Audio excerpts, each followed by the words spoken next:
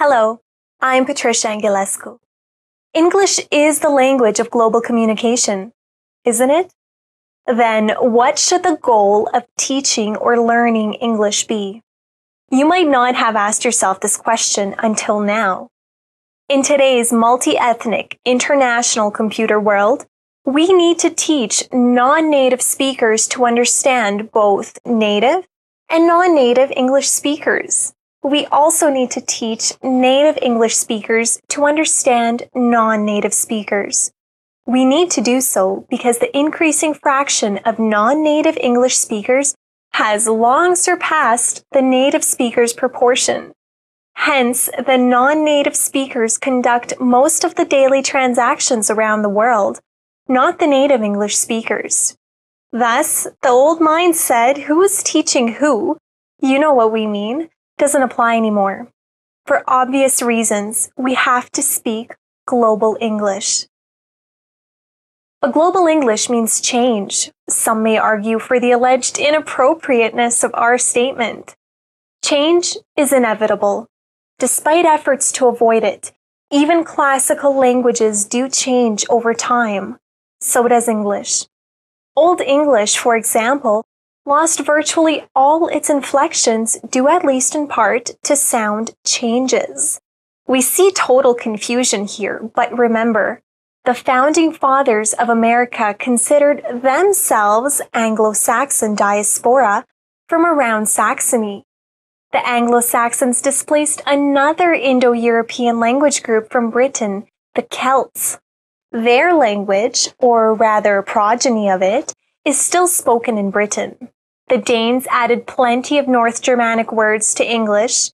The Normans added French, Latin, and Greeks added even more. The Norman invasion of Britain turned French into the erudite language. English became the farmer's language. Hence, we have the English word pig for the animal, and the French word pork for the food, and so on. So what? We don't walk around with the history of English in our heads, some may further argue. You may not believe us, but soon you will accept it as reality. We have to speak global English. We can find many good examples regarding the change of English over time. Computing, for example, is changing English too, and we see new standards emerging every day. English spelling is the way that it is because printing was introduced in England at the end of the Middle English Age. Caxton set up a printing shop and orthography became standard. Before printing, there wasn't a standard spelling system. Everybody spelled things the way they wanted to, constrained only by their desire to be understood. But for obvious reasons, printing changed that. Much the same way, we have to speak global English because we live in interesting times. Little, however, has rubbed off on the way that schools teach what is most important in our time, pronunciation and the grammar of the spoken English. Both pronunciation and the grammar of the spoken English should be our fundamental concerns, as English is the new Babylonian language.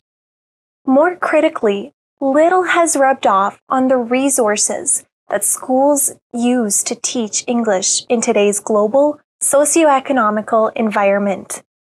That is why we decided to produce this program. Each episode or lesson has 3 major objectives. 1. Improvement of the level of clearness of the speaker's phonics. 2.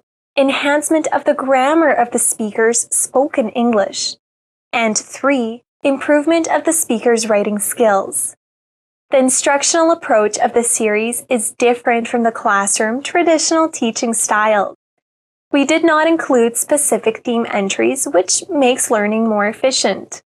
We did not use a classroom environment either, because that distracts the viewer's attention. To help both the native and the non-native English speakers improve the grammar of their spoken English and their writing skills, we focus throughout the program on the parts of speech that English has. If you're an advanced non-native or a native English speaker, the first lessons may seem simple, but don't skip them. Don't miss one. They will help you improve your pronunciation and the grammar of your spoken English. That's what your focus should be centered on in our time of change.